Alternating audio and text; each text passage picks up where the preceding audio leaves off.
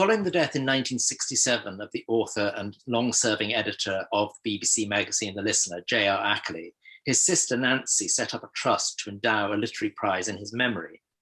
The prize is for literary autobiography or memoir by a British author, and it was first awarded in 1982. It remains the only British prize specifically for autobiography or memoir. The judges are the trustees of the J R Ackerley Memorial Prize Trust, all of whom are themselves writers. They are the novelist and short story writer Georgina Hammack, the biographer and critic Claire Harman, the writer and editor Michael Keynes, and myself, Peter Parker, who, amongst other things, is Ackerley's biographer, as chair. The judges don't accept submissions, but nominate the books themselves. And this year we called in 28 autobiographies published in 2020. And from these, we produced a long list of 7 titles, which we then whittled down to the short list of 3. They are, in alphabetical order by author's surname: Inventory, A River, a City, a Family, by Darran Anderson, published by Chatto and Windus. These Silent Mansions, A Life in Graveyards, by Jean Sprackland, published by Jonathan Cape. And Patchwork, A Life Among Clothes, by Claire Wilcox, published by Bloomsbury. I'm delighted to say that, as you can see, all 3 shortlisted authors can join us this evening. And to start the proceedings and to give those who've not read the books a flavour of what they're like, I'm going to ask each of the authors to read a short passage, after which I will ask them some questions. So again, we'll stick to alphabetical order. So Darran, would you like to read first of all? Thank you. Sure. Thank you, Peter. So this is a short chapter called Skeleton Key. All the chapters in the inventory are objects. So this object is the skeleton key. There was a persistent rumor that you could somehow go beneath the city into a system of tunnels and emerge in any area, in any house. It was one of those urban myths that came about in many places around the world, but it was lent credence in Derry because there had, supposedly, been underground tunnels and basements during the siege days. My friends and I heard it from an older kid who also claimed he had a skeleton key that would open any door. He had as his credentials an earring, a learner driver's license, and a set of turntables. One day, Gareth came running breathlessly up the street. Our gang had found a gateway with rusted bars as if leading to an infernal dungeon or the underworld itself. I had reservations, partly due to self-preservation, partly due to bookishness. Terrible things were always down in the depths of those books. Fictions came back to haunt me, and not for the last time, my mind conspired against itself. There were other more practical concerns, tetanus, rats, mere drowning, but we pressed on, not for plunder, but for the treasure of access and peer pressure, to go and to see. It was dank and dark. The sound echoed in an unnatural way, like the angles were all wrong. Sounds too close and too distant. Each step was treacherous, the moss shifting underneath, so that even standing still felt unstable. Stale water was dripping from the ceiling, and the dark contained the sound of torrents. It was difficult to see where it began in the murk ahead, and we pushed one another as we edged forward, becoming more enveloped in the dark and the sound until both were the same. The other kids were at the gate, lit blindingly from behind in the distance until all there was were silhouettes, threatening to lock us in, but we kept going, knowing that if we showed any fear, it would seal our fates. And there, underneath the earth, I found a river, moving unseen beneath the roads and houses, people above completely unaware. I would find out only later that this forgotten river was the one my father had played and swum in as a boy, driven underground, its name stolen away. Thank you. Thanks very much, Darran. Now, Jean, would you like to read next? Thank you. In this chapter, I've returned to a graveyard in a village where I lived as a teenager. I've seen the dead here, not their ghosts. They have always managed to stay out of my sight somehow, though there are days when I half expect to turn the corner behind the church and see a figure in the distance, under the yew or by the field hedge where the churchyard gives way to open countryside. The monuments are sparser there, and the streets of the dead are softened and blurred. If I were to experience an apparition, that's where it would be, standing beside the stile and looking at the public footpath sign. Not translucent, not robed in white, nothing like that. I just imagine a kind of hesitancy about that figure, something equivocal in the way it stands and moves that will give it away. An impression that it doesn't quite belong in the here and now. A sense that whoever or whatever this figure is, it has slipped through a fault in the fabric somehow, and is as surprised to find itself here as I am to see it. There's no one waiting under the yew or by the stile this afternoon. And it wasn't ghosts I saw all those years ago, but mortal remains. It happened on a Saturday in the summer of 1975. It was the morning after a colossal thunderstorm that had brought down power lines and washed loose slates from cottage roofs. I remember I'd been sleeping with the window wide open. The heat had been intense those past 2 days, and I was jolted awake in the early hours by the lightning slashing my dream in two, and then the din of rain, sudden and total. Instead of getting up to close the window, I lay in bed as if possessed and let the night tear itself to bits. Half a mile away, in the churchyard, the storm precipitated a sequence of events in the oldest section, close to the war memorial and the south door of the church. Rainwater hammered the dry earth, cooled on the surface, then coursed against a retaining wall. For a few minutes, the wall resisted, but the bonds between its stones were weak with age, and as the deluge continued, its footings shifted and loosened. There must have been a moment, as I lay there listening to the rain, when it reached a point of no return, and part of the wall gave way and crashed onto the path. A few of the ancient graves collapsed and slid down the slope, their contents tumbling out after it. No one would have heard it happen. I came this way the next morning, on the kind of beatific day which often seems to follow a storm like that.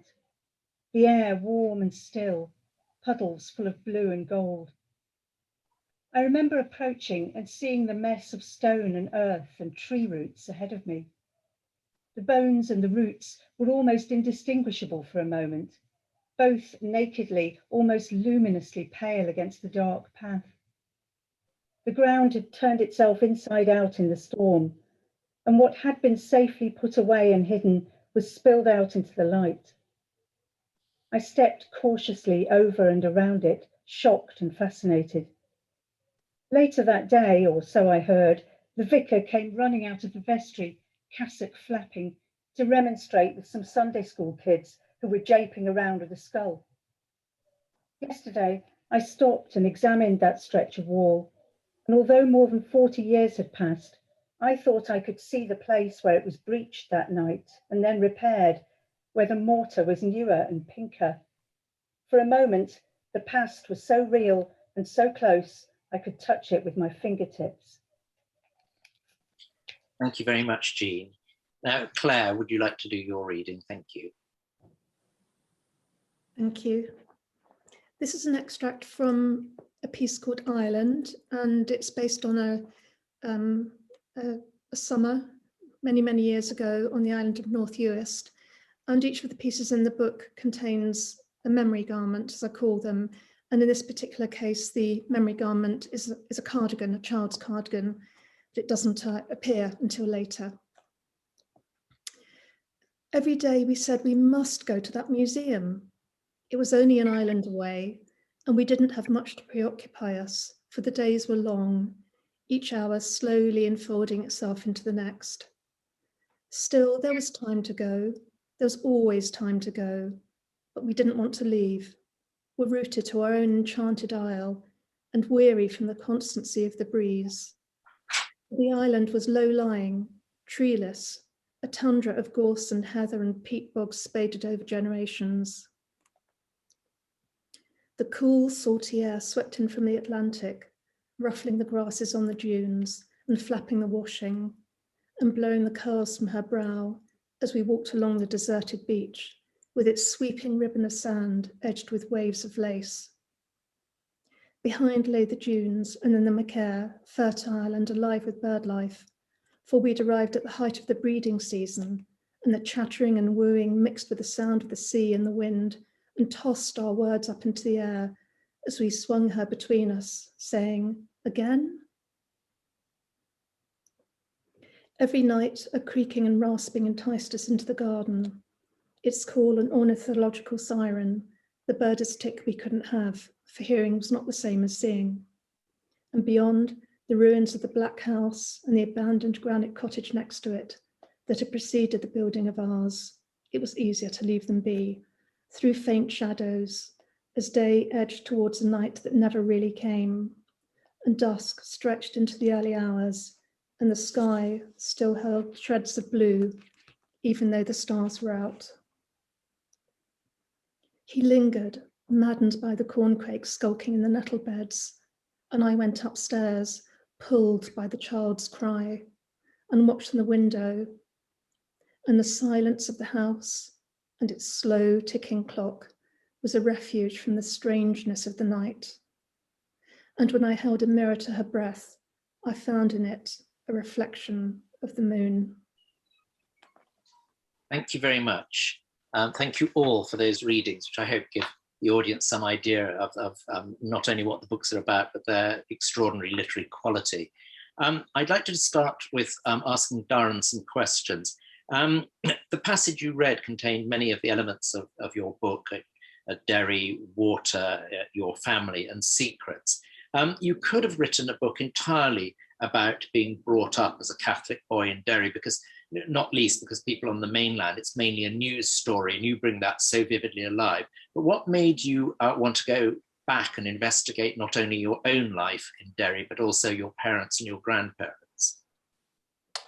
Well, I think it's to do with the nature of memory, or specifically my particular memory, which is very unchronological, and it's not linear at all. So it's very fragmentary, and it overlaps with, other people's recollections and things that I find, so I think that led me to the objects. But I guess the inspiration for it was a little passage I read from an interview by Joseph Brodsky, the Russian poet. And he was in exile at the time, I think, in New York. And he said that he had a memory of being maybe 7 or 8 years old in Russia, and he was wearing welly boots, and he was in this doorway. And he said a very intriguing thing, which just haunted me after reading it, which was, he said the line, "Perhaps I'm still there."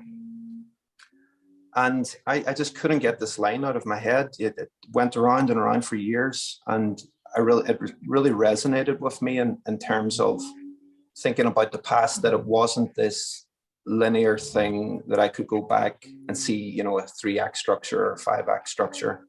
It was something that was sort of still happening, and I was still working out. And I think that's partly because of the legacy of political violence in Northern Ireland and sort of generational trauma. But I also believe it's just something that we all do. We're always finding out revelations that change everything that's come before. So although, there's an objective reality and things happened and there's factual things to look back on, the interpretations are constantly shifting. So the past is much more fluid and much more of a living kind of creature. So I knew that if I approached it, I would have to do it in the way that my memory works, which is fragmentary and unfolding and digressive, I think. Yes, I think the one thing, these are 3 very different books, but one of the things that they do have in common is a sense of narrative of a life not necessarily being linear and flowing, but actually fragmentary, and these fragments being put together in various different ways.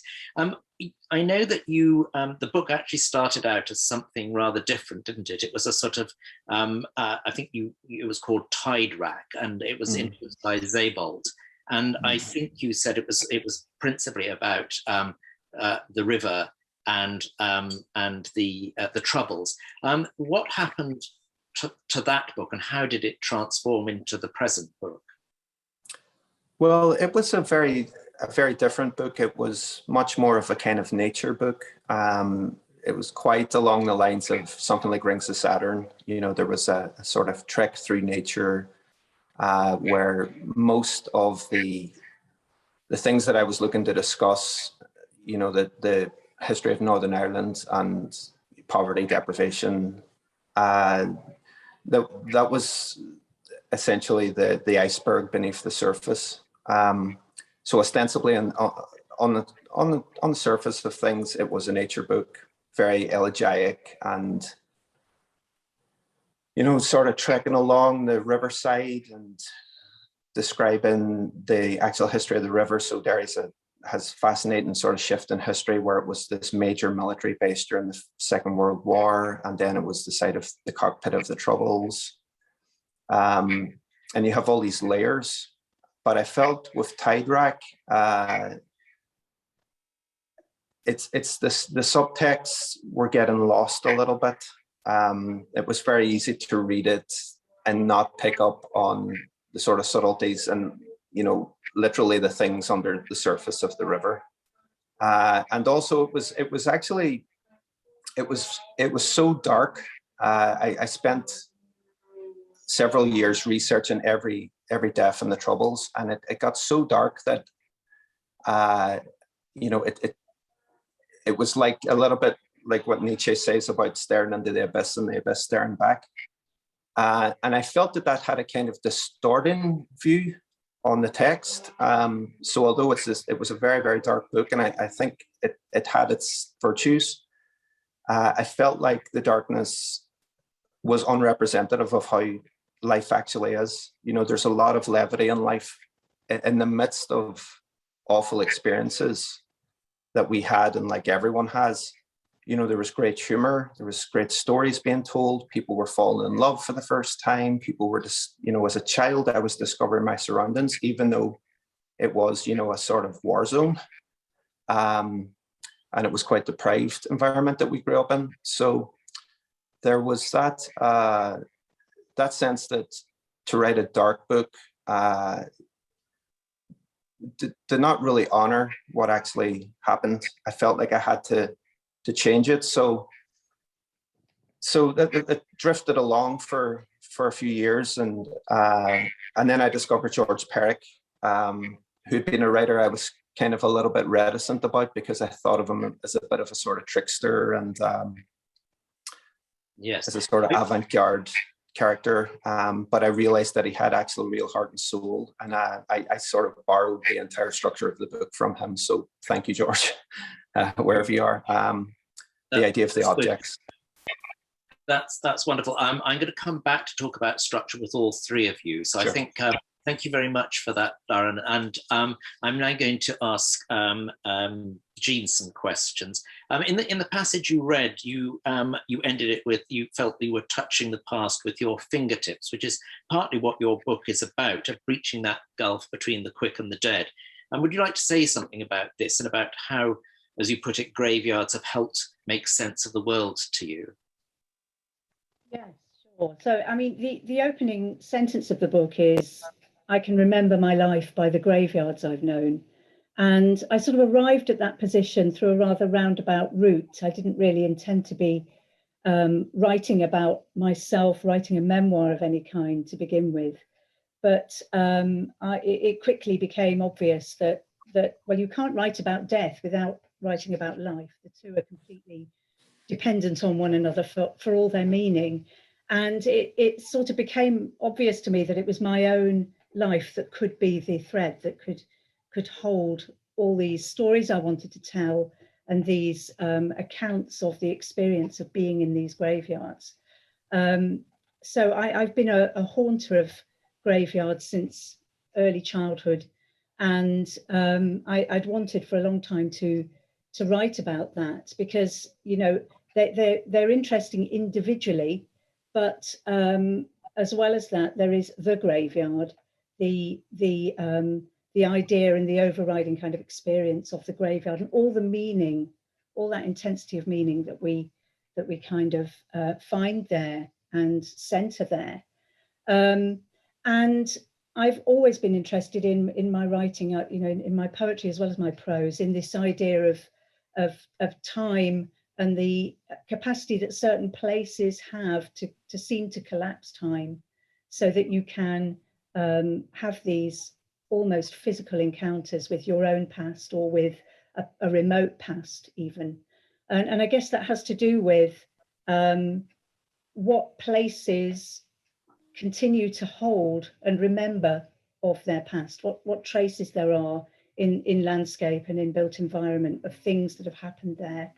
And that became very important to this book too, so that I'd made a series of pilgrimages, really, that's what they were, revisiting all the places I'd lived in my life, and going back to the graveyards that had mattered to me when I'd lived there, and picking up on little fragments, you know, perhaps just a name or a scrap of story that I had found on a headstone or a tomb there years ago, and which in turn had sort of haunted me through the years, and then going back and trying to build on that, and trying to piece together these stories, and trying to do exactly that, I guess, bring the past and the present into some kind of collision or alignment. Thank you. Yes. This is actually your second work of non-fiction, I think I'm right in saying, and you've also published some short stories, but you are best known as a poet. I think some of your poems would be described as autobiographical. Your 2013 volume, Sleeping Keys, for example, was described by one reviewer as the history of a marriage. Could you say something about the different approaches to writing autobiographically in poetry, and which is not specifically autobiographical, or not in the same way that something that starts out as an autobiography, the different approaches between writing, not obviously just the forms, but the way you actually approach it and think about it? I think I've always felt as a poet that there's a lot of latitude, that you can be very slippery about whether something is, whether an experience is owned, whether it's your experience, or whether there's and there always is, in my case, a kind of series of filters of different sorts, some of which I hope clarify and some of which distort. So I've always felt quite comfortable, I guess, in poetry, in exploring things that have happened to me, and doing so in a way that where I felt I had the luxury of it not necessarily being attached to me as pure autobiography, if you like. When I came to try my hand at prose non-fiction, I had a lot more difficulty with that idea. And certainly in my first non-fiction book, I really tried to sort of steer clear of being too present in that book. Of course, I am present in it, but I was conscious it's a book about walking along a beach, and I was conscious all the time that, you know, just as I stood on the beach and looked at an object and literally cast a shadow over it, so I was sort of blundering around, casting a shadow over other things I wanted to explore. And I think perhaps that was a reaction against what I'd done in my poetry writing. You know, now is a chance to write about other things that are outside of me. But with this book, there was no getting away from it. I had to confront it. And I think what I came to really value and enjoy about thinking about my own past, my own life in this book, has something to do with something Darran was saying about memory, and the way in which memory is both persistent and unreliable, and the ways in which things get remembered, passed on, retold, mythologized, forgotten. And that became really the main theme of the book. And I saw, whenever I was writing about that in relation to a graveyard and an individual who was buried and commemorated there, there would be a kind of echo of that in the way I was piecing together my own past and remembering those long ago events. Thank you. Yes, I want to talk to you all about memory and how it works in autobiography when you're trying to write about your own life later on. But for the meantime, thank you very much, Jean. Now, Claire, the passage you read seems to me very characteristic of your book as a whole. The island, although you did tell us in your introduction that where the island was, in the actual passage, the island and the museum both go unnamed, and we're left to deduce from mere glances, really, who the other components of this we are. And it's not entirely clear exactly why the child is crying, why you're holding a mirror to the child's breast. The passage, if you'd read on, it does become clearer exactly what is going on. But I wonder what made you want to or what decided you to write in this sort of vividly glancing way rather than more straightforwardly as a continuous narrative? I think because I've spent my lifetime working in a museum where precision, accuracy, detailed research, provenance, interpretation, all of these elements are very important to understand and know the collections, and then to share one's expertise with visitors through exhibitions, catalogues, talks, all sort of things that I do every day in my life. I realized that actually our curatorial desire for precision was impossible to achieve. For everything we know about something, say a dress from the 18th century, we know far less than we know about it. We perhaps know 1%. We might know where the silk was woven, we might know who wore it, but we know nothing more. And I began to, over the years, imagine what else was going on, what secrets these objects held. Now, they do hold real secrets. You can find things in pockets. You can find a pin in a hem that's been put there 100 years ago that's been forgotten. You can find clues, but actually, when I turned my attention onto my own life, the things that meant something to me, the objects that meant something to me, I turned to my own objects. And being a careful child and a careful curator, I tended to keep things. So I actually had them in the house, but I found that when I was writing about them, I didn't need to go and find them. All I had to do was to think about the child's cardigan that features in the extract I read. And what these memory objects do throughout the book is they punctuate it with moments of clarity, moments of certainty. This object really does exist. And in some cases, I include photographs of the objects, which again act as if they're almost like sort of visual paragraphs. I realized that what I was interested in writing about was the offbeat, the spaces in between words, the spaces in between definite information, the sort of things we pick up through our hands, the tactile significance of different forms of cloth, and how they take you straight back to the past in a way that would be impossible to do in any other way. And so writing in a sort of glancing way, or I like to think, I quite like the word aslant, because it suggests several things to me. One is fabric cut on the cross, which behaves in a different way to fabric cut on the straight, but also looking at things out of the corner of your eye. You know, I really love the passing glance and what that does.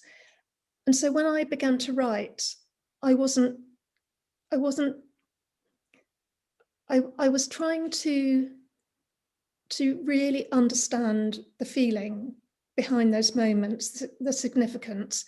And it seemed to me completely unnecessary to name anybody, because, I mean, even the designers I talk about, I don't name. I find it unnecessary. I think what's much more important is to write about what is in between those facts, what is in between those moments in time, and in a way to time travel, but in 3 dimensions. Yes, certainly you're very discreet, perhaps, about some of the more famous fashion icons who just become he or she, but one can deduce fairly clearly who they are. But you talked about you are senior curator of fashion at the V&A, and you lecture on fashion curation. And I suppose in a sense, your book could be described as you curating your own life. And you more or less suggest this in the prelude to the book. And I just wanted to ask you about the way the book was put together, that you have 21 titled chapters. You don't actually call them chapters as far as I remember, but they are, and within them there are smaller sections. And these chapters, some take terms from your own work, such as gather or seam or storeroom or archive. And then some are more to do with feelings or time or natural phenomena, love, loss, vertigo, immersion, dusk, nocturne, mist, and so on. Could you say something about naming these sections and what made you name them, and are you guiding the reader in some way, or is it just part of the whole process of putting together or providing, as you talk about memory objects? I mean, these are sort of word memory, possibly prompting a memory.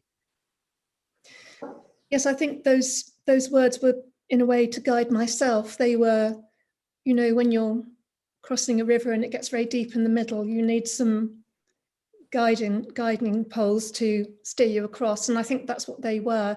They came quite late. I know we're going to talk about structure a bit more in a moment, but they helped me navigate what I'd written. When I finished writing, and in a way I could have gone on writing forever, I only stopped because because I had a deadline. But I was faced with 72 short pieces that in a way needed to belong somewhere. So just as I would curate an exhibition through different themes, through different sections, I began to gather these pieces together, and they almost sort of had magnetic attraction. And it was a very gentle process. It was a gathering together of things that seemed to speak to each other, that had their own narrative within each different section. And I did find those words very helpful. And I realized that actually unwittingly, for a start, unwittingly, I'd written a memoir, which I hadn't set out to write. And secondly, unwittingly, I'd written a journey. And that journey was about many things. It was about key moments in my life. It was about my work. It was about the history of objects, but it was also, I suppose, it was about grief. And grief is a journey that none of us want to go on. But when you're on it, you don't stand still, you do move forward. And I think at the end, when I wrote those last few words, when I said it had been a patchwork life, perhaps, and I think that perhaps is very useful, because the thing about patchworks is that they are composites. They are made up of fragments, of incidentals. They're not inherently valuable, but accumulatively, they create something that didn't exist before. And that's what I found that I'd produced. I produced something that 6 years ago I didn't have. It was all there in my life. It was in my memory. But by gathering these things together, I had in some ways created an exhibition of words. Thank you. That's a very good subtitle for your book. All your books have very good subtitles anyway. I'd like to open it up a bit more generally now, and I want to talk about memory. And Darran, in his earlier book, Imaginary Sitters, he talks about Marco Polo, who was known as the man of a million lies. And Darran writes that, to accuse Polo of inventing fictions is to assume that perception and memory are not partially fictional to begin with. Fragments of the real are retained, that they evolve with time to fit the wisdom or fallacy of hindsight. and are juxtaposed with memories of dreams, thoughts, memories of memories. We are unreliable narrators even to ourselves. And you all sort of address this in some way when Jean goes back to Canterbury when she was a student. She said, I hardly seem to know the place at all. Most of what I thought I knew turned out to be wrong. Could you just say something about how you coped with memory and its fallibility, and did this matter to you particularly? Should we start with Darran again? Well, there's a pressure and a kind of moral duty, I think, to I didn't want my book to be explicitly political, but I felt a kind of moral duty to say this happened, you know, that there were certain crimes that happened to certain individuals and certain traumas, and you have a debt to people. However, it soon becomes aware that memory is so subjective as well, even when deeply rooted in the objective. So I realized I was going to get into trouble writing it, regardless, just because of the amount of angles that people, perspectives that people can take on things, and the past is so contentious in somewhere like Northern Ireland, or anywhere really. So I tried to embrace the idea that subjectivity might actually not be a bad thing, you know, that there was a certain power in uncertainty and in ambiguity and in contradiction, especially somewhere like Northern Ireland. It's very ideological. I felt like the uncertain aspect of memory could actually be a tool against the sort of, you get these culture wars where everyone's 1000% certain of their particular belief system. And there's a real strength and a strength and an openness to raising the issue that maybe we don't know, maybe we're uncertain. And that goes even to the reason for writing the book. I can say that, oh, I wrote it for my son, I wrote it for my father, I wrote it for myself, I wrote it for my community. I'm not entirely sure why I wrote it. I think that we're kind of storytelling creatures, but we don't fully understand why we're telling the stories, why certain things resonate with us. So it's much more of a psychological, unconscious process. Yes, and Claire, at one point, in fact, later on in the passage that you read, you talk about how what you specifically remember is that just as you were leaving that house, you did actually see the corncrake that you'd wanted to the whole time. And then you had sort of somehow suppressed or forgotten that you were nearly killed in a road accident or a near road accident on your way back. And I'm interested about those sort of what we remember and what we don't remember, and how far is it choice, or is it we're naturally selective and our brains can't hold everything? I think it's probably a combination of factors. And I think that along with memory, I thought a lot about truth. And I realized that when I was writing something that had an element of perhaps falsity in it, and I don't mean false information or false memory, I mean, I wasn't being absolutely honest. I would go back over it and be honest. And so I think that honesty became my sort of my guide, really. If I remember something from the past that looms large, but that means nothing to somebody else, it doesn't mean that that memory has any less value. At that particular moment, that's what is pressing itself into my mind. That has to be told. The release of the bird, the corncrake being an actual corncrake, but also representing some kind of freedom for me. And then the frailty of life, the frailty of the bird, it being much smaller than I'd imagined. And then, you know, that terrible near accident on the way back, you know, with a very young child in the back of the car. And I feel that in between those 2 points of freedom and flight and beauty and dexterity, there's the threat. And I suppose that a lot of my life, I have teetered on the brink of these two. But writing Patchwork has really helped me to mediate those big fears, those natural fears, maternal fears, anxieties around all sorts of things. And in a way that the words sort of gently protect you. So in a way, that accident didn't happen, and it's now captured, and it won't happen again. It's safely stored away.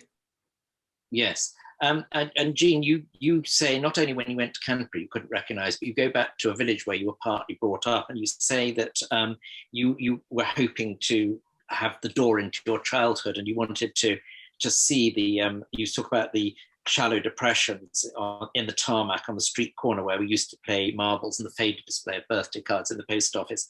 And you say that you don't have access, but in a way you do, because you can actually remember these. They may not be there any longer, but you do remember them. And that process of writing, I mean, does the writing of it bring back memories, or do the memories prompt the writing? It's a two-way thing, I imagine. I think it's a kind of circle for me, because I'm starting with remembering something.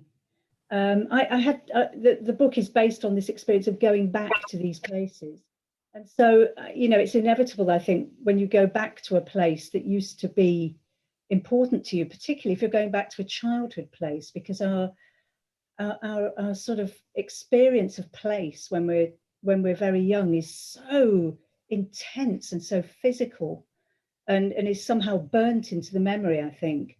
And so when you go back, there's a kind of inevitable wish for it to be there, because I think what I was sort of unconsciously hoping for was that I could revisit my younger self.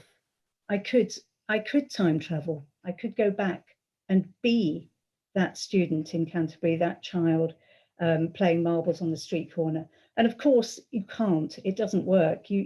But in the attempt to do that, you remember a whole lot more things. So a whole lot of additional memories kind of rise to the surface through the experience of thinking about the past and being there. And I guess because my book is partly about commemoration, graveyards are about commemoration. It's one of the things they're about. This idea of memory and its persistence, but also its frailty, its flaws, became one of the subjects of the book. And so its significance kind of grew and grew the more I wrote, and the more I researched these lives, and the more I thought about it. And I became interested too in not just in our individual remembering and forgetting, but in the way whole communities remember and forget things. Sometimes in a kind of what looks like a sort of voluntary process, and sometimes that kind of forgetting is enforced. So one of the burial grounds I went to, where recusant Catholics were buried at a time when they couldn't be buried in consecrated ground, was destroyed. I mean, the authorities came and they simply razed it to the ground. So there's an attempt to actually wipe out community and wipe out memory, and that became integrated with this question of individual memory. Right, thank you.